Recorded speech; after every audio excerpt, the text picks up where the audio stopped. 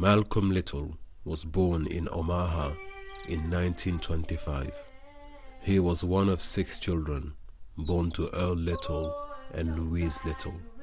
Malcolm's father was a Baptist preacher, and his mother was a writer for Marcus Garvey's newspaper.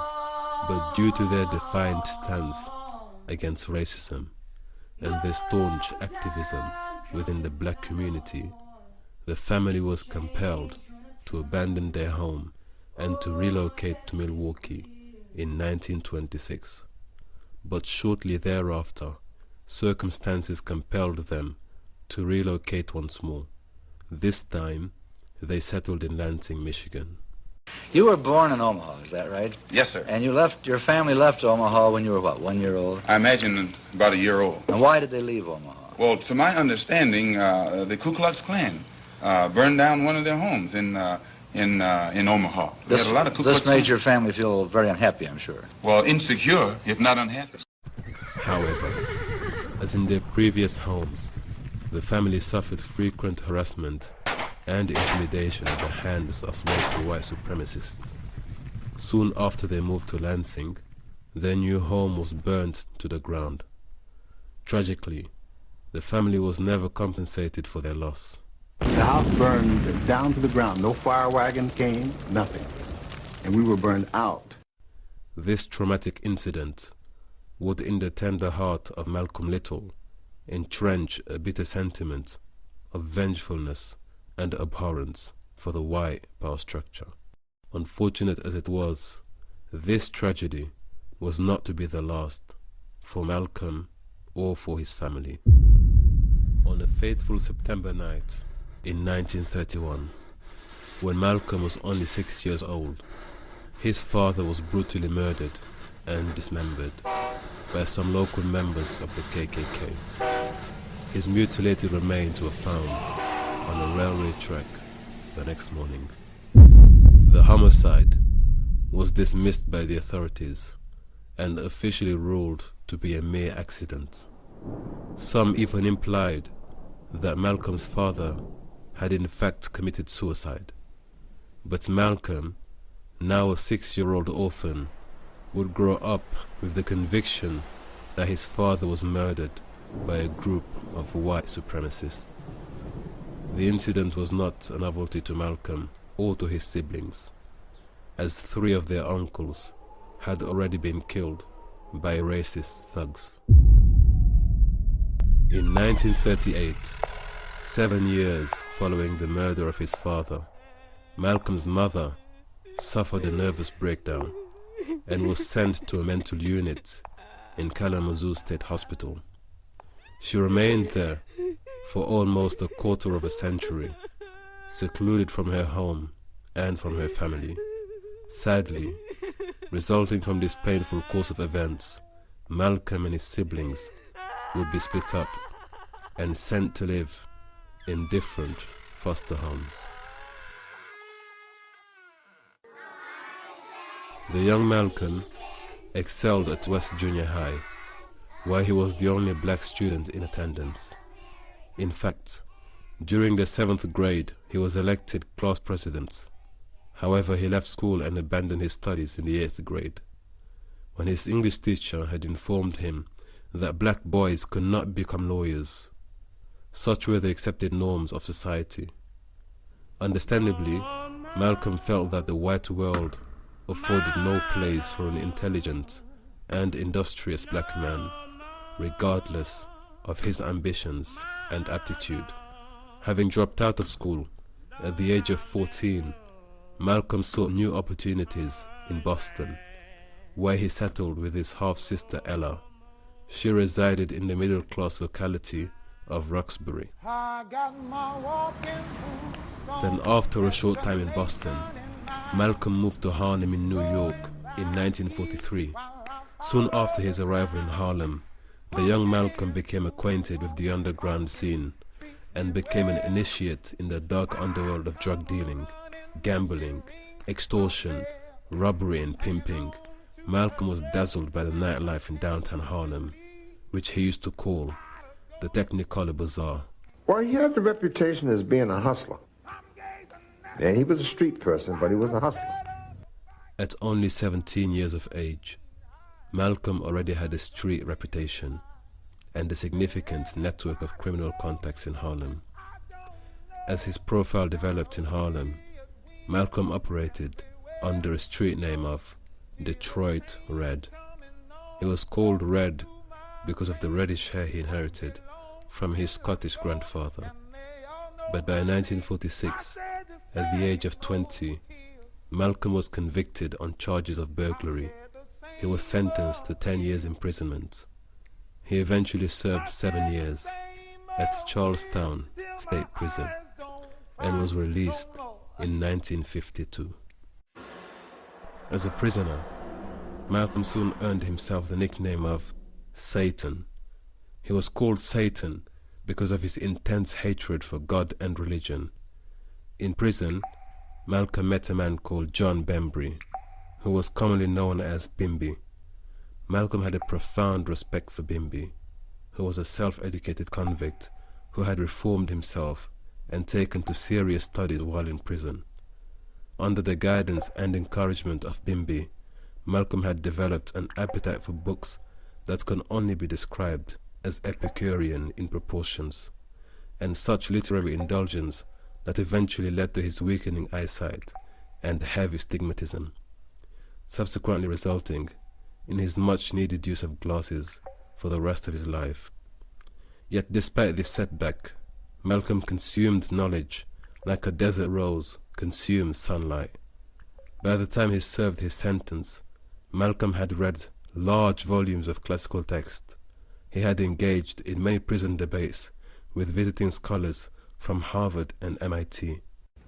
That's when Malcolm's name and fame started spreading amongst the prison population. And that's when the population started to grow at the debating classes. Most of the fellows used to come over out of curiosity just to hear him speak.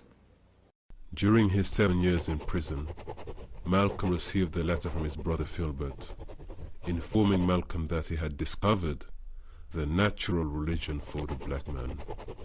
Filbert and the rest of Malcolm's siblings had by now joined a movement called the Nation of Islam, and they were now inviting Malcolm to also join them. So I wrote to Malcolm and told him about, I said to him if he would believe in Allah, that he would get out of prison. And that's all I wrote, because I know he had very low tolerance for religion, and I didn't intend to lose that tolerance. But to this invite, Satan responded with fierce opposition. A short while following the first correspondence, Malcolm received another letter. This time, it was from his brother, Reginald. Malcolm thought that the letter was some kind of clever strategy or a hype written in coded language to help him escape prison. This feeling of excitement gave him much hope and enthusiasm. In 1948, Malcolm wrote a letter to the leader of the Nation of Islam seeking counsel. Elijah Muhammad personally responded to Malcolm's letter, advising him to renounce his criminal past, to submit to Allah, and to make an oath that Malcolm would never return to his former lifestyle. This marked the beginning of a friendship between Malcolm and Elijah Muhammad. In 1950, Malcolm had changed his name to Malcolm X. He also began to espouse radical ideas and racially biased worldviews as he became more and more influenced by the false doctrines and teachings of Elijah Muhammad. In August 1952, after Malcolm had served his term in jail and was released on parole, he traveled to Chicago to pay a personal visit to Elijah Muhammad in his own home. By June 1953, he was promoted to the rank of assistant minister. He initially served in a temple in Detroit. Later that year, he established a new temple in Boston, and by March 1954, he established another temple in Philadelphia. Then just 2 months later, he was promoted once more. This time, he was given the leadership of Temple No. 7 in Harlem. Malcolm successfully recruited many supporters and new converts to the Nation of Islam. By 1955, resulting from Malcolm's enthusiastic drive and compelling rhetoric, thousands of African Americans were now bolstering the ranks of the Nation of Islam, with numbers rising each and every month. Alarmed by the rapid rise of Malcolm X, the FBI soon opened a file and began to monitor his progress. Malcolm was credited with the organization's dramatic increase in membership, from 500 members to over 45,000 members in a short period of time, during which he was initiated as a minister within the movement. Malcolm even inspired the young boxer Cassius Clay, later to be known as Muhammad Ali, encouraging him to join the Nation of Islam way before he became the heavyweight world champion. And I just turned 22 years old. I must be the greatest. And in June 1963, Malcolm organized and headed the Unity Rally in Harlem, which was one of America's largest civil rights events. Later that year, the New York Times had reported that Malcolm X was now the second most popular speaker in the United States of America. Successful as he was, Malcolm's rising popularity and growing influence began to ruffle a few feathers and provoked some discontent from within the movement. Some members began to suspect that Malcolm was becoming even more influential than their leader, Elijah Muhammad. This jealousy and resentment would be the cause of a major rift between Malcolm X and Elijah Muhammad. On December the 1st, 1963, President Kennedy was assassinated in broad daylight. The nation was in deep mourning. In an interview following the assassination, when asked what his opinions were on the assassination of the president, Malcolm's response was frank and unapologetic. He expressed his opinion that it was a case of chickens coming home to roost. This statement prompted a series of reactions from across America and within the Nation of Islam itself. Malcolm X was condemned by the Nation of Islam, and he was banned from giving any public lectures for 90 days. Malcolm now found himself isolated, silenced, and abandoned by his own brothers. In March 1964, within a few months of having been silenced, Malcolm X publicly announced his official departure from the Nation of Islam. Malcolm X also expressed an earnest desire to collaborate with other civil rights leaders and groups. He then established the Organization for Afro-American Unity and founded the Muslim Mosque Incorporated. Soon after his exit from the Nation of Islam, several Sunni Muslims encouraged Malcolm to abandon the false doctrines of the Nation of Islam and to learn about the true Islam. Malcolm accepted their invitation, and after careful contemplation and consideration, he embraced Orthodox Islam.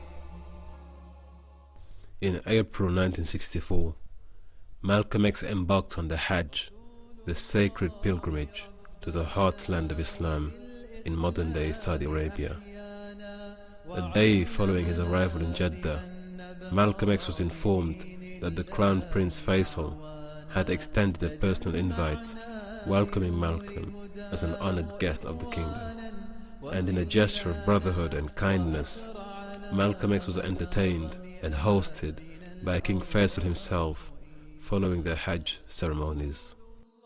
How would they accept you as one? You're an American. There are few American Muslims. This is true, and by being an American and not having not being able to speak the Arabic language, I did strike a snag, a very serious snag, but I was fortunate to have been pretty well known by the officials in Arabia, and they knew too that I had accepted Orthodox Islam. It had been highly publicized in the paper, and I became a guest of the state. I was a guest of who of Prince Faisal, the present King Faisal.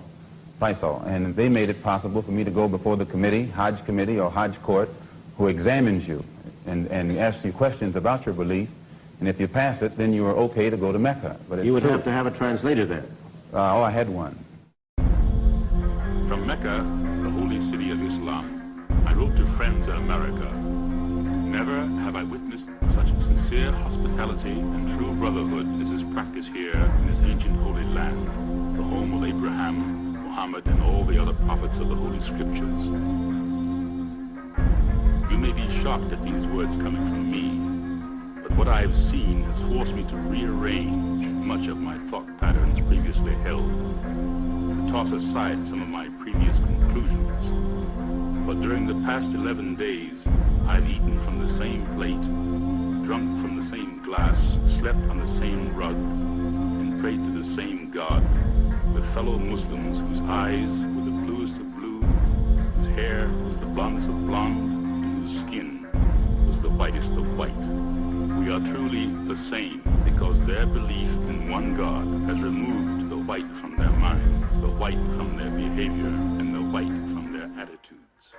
Do you feel that your message, apparent message of love that you brought back from Islam is the real reason they're after you, because you're not hating as hard as they want you to? Well, I never did hate anybody hard. But I do know that when I wrote that letter saying that there were white people in Mecca, it shook up a lot of Muslims, because most of the Muslims who follow Mr. Muhammad absolutely believed that it was impossible, physically impossible, I should say divinely impossible, for a white person to go to Mecca. And my trip there shattered that image, or that misconcept. Soon after his enlightened journey to Mecca, Al-Hajj Malik al-Shabazz, as he now came to be known in the Muslim world, embarked on a trailblazing tour of Africa. During these visits, he met officials, gave interviews, spoke on national television and on radio stations in various countries such as Egypt, Ethiopia, Tanzania, Nigeria, Ghana, Guinea, Sudan, Senegal, Liberia, Algeria, and Morocco. Kwame Nkrumah of Ghana, Gamal Abdel Nasser of Egypt, and Ahmed Ben Bella of Algeria had each invited Malcolm X to serve as a minister in their governments. When my father was abroad, we had a world map on the living room wall. And any time you got a little lonesome and wondered where Daddy was, we'd run over to that map. And where is he now? And he's in Cairo, which is the capital of Egypt. And he's over here with Nkrumah, and he's over. So there was a different kind of passage that we maintained when he was abroad. In November 1964, on his way back home from Africa, Malcolm stopped in Paris, where he delivered a lecture at the Salle de la Mutualité. A week later, Malcolm flew to the United Kingdom, and on December the 3rd, he participated in a debate at the Oxford Union. The debate was so highly anticipated that it was televised across the nation by the BBC. BBC World Service. Malcolm's reach and influence had outgrown the racial boundaries set by the Nation of Islam. He was no longer just a civil rights activist. He now became a human rights activist. Are you prepared to go into the United Nations at this point and ask that charges be brought against the United States for its treatment of American Negroes? Oh, yes. Please. I think you're right in my opinion. The audience will have to be quiet. Yes, as I pointed out when I was during my traveling, that nations African nations and Asian nations and Latin American nations look very hypocritical when they stand up in the United Nations condemning the racist practices of South Africa and that which is practiced by Portugal and Angola, and saying nothing in the UN about the racist practices that are manifest every day against Negroes in this society. Even in South Africa, those Africans aren't faced with bayonets and aren't faced with police dogs. And when I was in Beirut, I saw a picture on the front page of a Negro being beaten in Tennessee on the front page of the paper in Beirut. When I got to Cairo, I saw the same picture of a Negro being beaten in Tennessee. When I got to Lagos, I saw the same picture. So were these African nations knowing the brutality that is inflicted upon black people in this country, simply because those black people are trying to get what the Supreme Court said they were supposed to have 10 years ago? I would be not a man. If I was in a position to bring it in front of the United Nations and didn't do so, I wouldn't be a man. Malcolm X had expressed his desire to work with other organizations and leaders in order to present a legal case at the International Court for Human Rights, in an unprecedented effort to bring charges against the United States for its gross human rights violations against the poor, marginalized, and brutalized African American community. Are you prepared to work with some of the leaders of the other civil rights organizations? Certainly. We will work with any groups, organizations, or leaders in any way, as long as it's genuinely designed to get results. Martin Luther King Jr. and Malcolm X met before a press conference after the State Senate debate on the Civil Rights Act of 1964. This meeting marked the beginning of what many people saw as a bright prospect for a golden union between the two leaders and a possible joint effort to cooperate and collaborate with one another. Had a beautiful sense of humor, plus the fact that when you got to know him, he was kind of shy. El-Hajj Malik al-Shabazz was remarkably charismatic. He was an eloquent orator and had an impressive physical presence.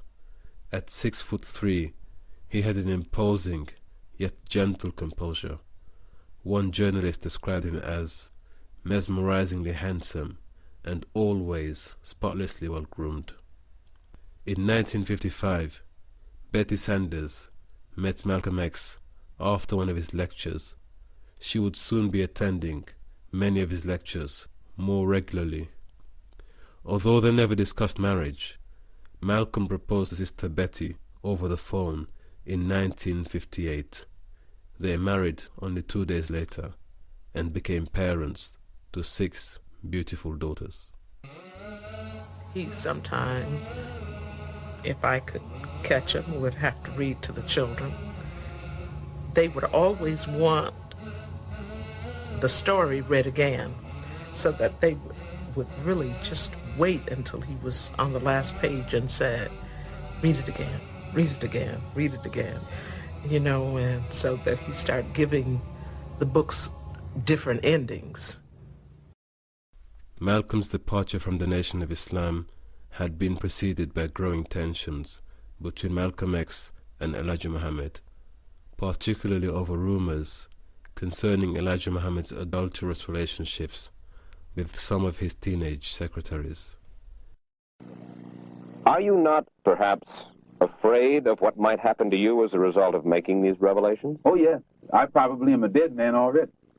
After his ignoring the rumors, Malcolm's suspicions were confirmed when he spoke to Elijah Muhammad's own son, Wallace Muhammad. The suspicions were also validated by the testimonies of some of the young women who had been sexually exploited by Elijah Muhammad himself. So I told him, yes, I said, I know about that. I said, you can see things, but you don't want to see it, so you just blot it out your mind. I said, I'm aware of secretaries having that kind of relationship with my father, being there with their children. I said, I've seen him take their children, and somewhere in my conscience, I'm sure it was registering that was his family, but I never accepted it to deal with it in my mind. Never did I accept to deal with it in my mind. But by now, there were rumors circulating that highly placed members of the Nation of Islam were plotting to kill Malcolm X.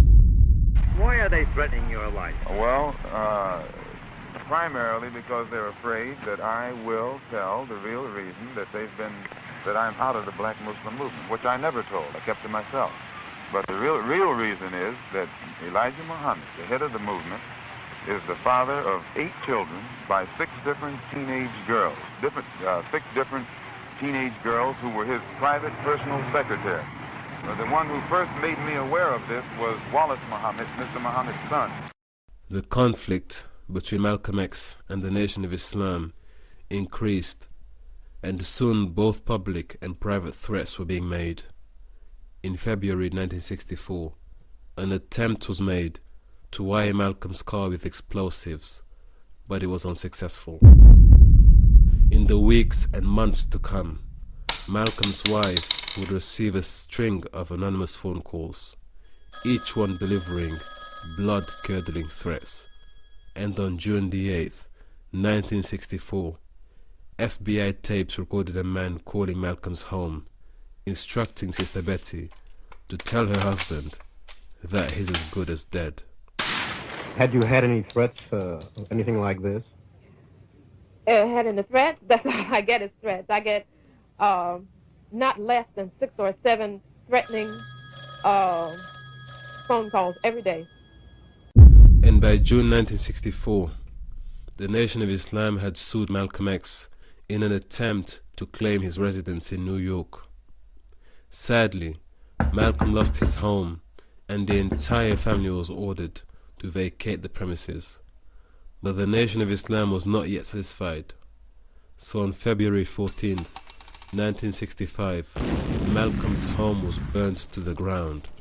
All of his children were asleep at the time.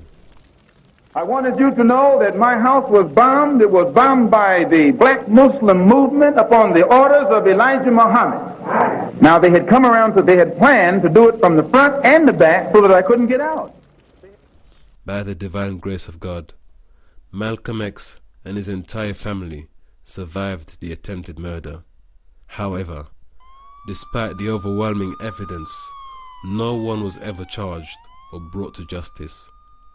This was deeply reminiscent of Malcolm's childhood experience in Lansing 3 decades ago. The following week, on the 21st of February, 1965, during the final hours of his life, Malcolm X was preparing to deliver a lecture before the Organization of Afro-American Unity in Manhattan's Audubon Ballroom. In fact, the night before he was due to deliver the lecture, Malcolm X felt uneasy about the event. He called his wife and children, informing them to come and visit him the very next day. This was unusual, as by now he was so aware of the imminent threat to his life that he would strictly forbid his family from attending any of the public meetings, but not on this occasion. Soon after he greeted the audience, there were screams and distressed voices echoed throughout the hall. An unknown man seated in the front row then rushed forward and shot Malcolm. Malcolm X was pronounced dead at 3:30 p.m., shortly after arriving at Columbus Presbyterian Hospital. On Friday afternoon, his funeral rites and prayers were performed in accordance with Orthodox Islamic teachings by Sheikh Ahmed Hassan, a Sunni cleric who had traveled to the US to serve as Malcolm's spiritual guide and teacher in the final months of his life. But even in his final moments, he stood before the world, courageously fighting to restore the principles of justice, liberty, and the equality of man.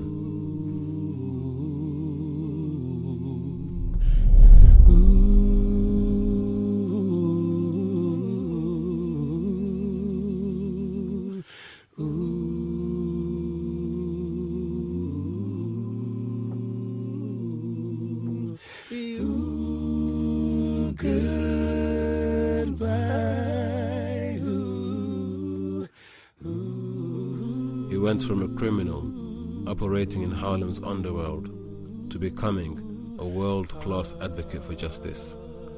His career unfolded while he was a physical prisoner, but his achievements blossomed when he became a liberator of hearts and an emancipator of minds. If I judge a man by his conscious behavior, I am not a racist. I don't subscribe to any of the tenets of racism. Then there are good whites and good blacks and bad whites and blacks. It's not a case of being good and bad, good or bad blacks and whites. It's a case of being good or bad human beings. Al-Hajj Malik al-Shabazz opened America's eyes to the message of Islam. His example opened many hearts to the collective call of brotherhood. His biography demonstrates the universality of Islam for all people, regardless of race or status. Finally, he rejected racism and embraced racial equality. He submitted himself in humility and dedication before the one and only God.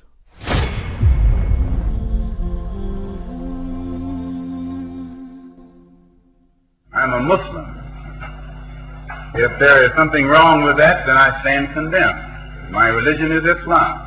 I believe in Allah. I believe in Muhammad as the apostle of Allah. I believe in brotherhood of all men.